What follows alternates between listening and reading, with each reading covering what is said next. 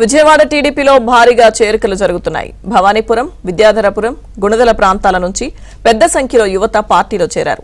TDP నాయకులు కేశినేని చిన్ని, పట్టాభి వారికి కండువా కప్పి పార్టీలోకి ఆహ్వానించారు. టీడీపీలో యువకులు జాయిన్ కావడం సంతోషంగా ఉందని కేశినేని చిన్ని అన్నారు. 5 సంవత్సరాల నుంచి ఉపాధి లేక యువత ఇబ్బంది పడుతున్నారన్నారు. యువత టీడీపీ విజయం కోసం పనిచేయాలని కోరారు.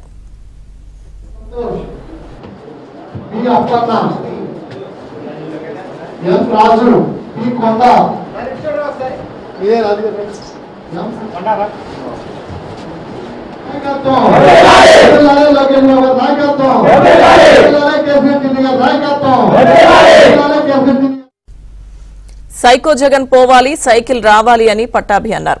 యువతకి జాబ్ మేళా ఏర్పాటు చేసి కేశినేని చిన్ని ఆదుకున్నారని అన్నారు. టీడీపీ నాయకులు 5 సంవత్సరాలుగా చాలా ఇబ్బందులు పడ్డారన్నారు. టీడీపీ ప్రభుత్వం వచ్చిన వెంటనే యువతకి ఉపాధి ఏర్పాటు చేస్తామన్నారు. కేశినేని చిన్ని విజయం ఖాయమన్నారు. అంతేకాకుండా 5 సంవత్సరాల్లో 20 లక్షల జాబ్స్ ఇస్తామన్నారు. టీడీపీలోకి యువత భారీ సంఖ్యలో జాయిన్ అవుతున్నారన్నారు.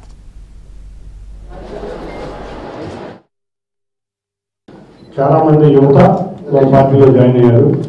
గత 10 రోజుల నుంచి యువత ఎక్కువ మంది పశ్చిమ నియోజకవర్గం నుంచి తెలుగుదేశం పార్టీలో రావడం చాలా ఆనందంగా ఉన్నాం అందరికీ కూడా. ఎందుకంటే పశ్చిమ నియోజకవర్గం చాలా బాగా వెనుకబడిపోయిన నియోజకవర్గం.